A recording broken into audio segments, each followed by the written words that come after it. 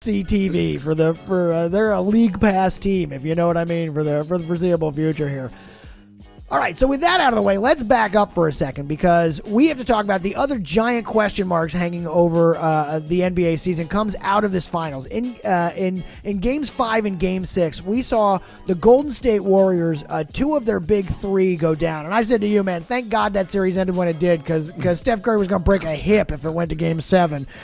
We saw Durant go down in Game 5, and then we saw Klay Thompson go down in Game 6. Durant's already had surgery on the Achilles, and Klay Thompson's is an ACL injury. Both of these guys, both about to get contracts. Looks like neither one of them is going to play next year. Maybe Klay comes back at the end of the season for the playoffs. What does Golden State do from here, and what happens with Durant? I don't think this is going to make KD decision affected like either way. I think KD was leaving from all reports are indicating, and I think KD still wants to leave. Do you think there's a team that'll take him now? Because he's not playing next year. Somebody going to take him $38 million to sit on the bench next year? Dude, somebody's paid John Wall $40-something million, right? Right, but not when he was already on the bench. Even a two Achilles KD could still make buckets. Dude, KD had almost a torn Achilles, and he made 11 points in 12 minutes, dude. God, he looked good in that Game 5, man. God, he looked good in that Game 5. So, at the end of the day, KD is not an explosive athlete, you know? Yeah, his game is designed to come back from this. Exactly. So, I don't think he's going to really affect it because he's still going to be 6'11" or however tall he is, and he's still going to be able to shoot over guys. He's not like KD was rising over guys. He's just gifted with that ability and that height. I also like this. I think the team that's going to set him is a team like the Knicks, which aren't going to win next year anyway, even if they have KD. Like that's a team that can build for a year and afford to have him sit for a year. You know what I mean? And then show up the year after healthy, come back, lead through that way. It's not a team that's going to worry as much. I still think it can work there. So then the next question becomes, what about Klay? He's not going to play. Obviously, I think if you're the Warriors, you play the max. Just extend it. Yeah, Klay is a dead end. He has to play. You have to resign Klay.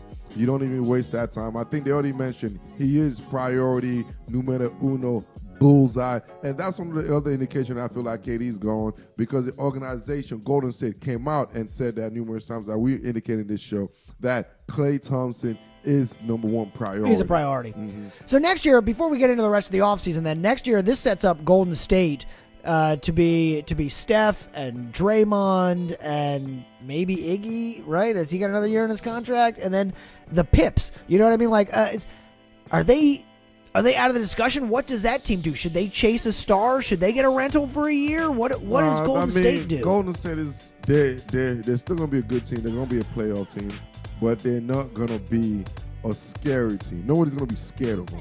So that whole we're playing the Warriors mentality after basically psychologically winning before they even hit the other team's stadium or arena, that won't be in play next season. Next season, every team that they play believe. It's not just a fake believe. They believe because of some of the injuries of Golden State and their roster complications that they could beat Golden State anytime, any games, basically in any series. Yeah, we saw that the box and one worked on Steph Curry there. They attack Steph Curry when they don't have Klay Thompson as another shooter, and that's a problem for them, and it makes it easy for other defenses. Here's what I do. Exposed a little bit more deficiencies of Steph Curry, and now we're actually going to have an opportunity to see him lead in a sense by himself.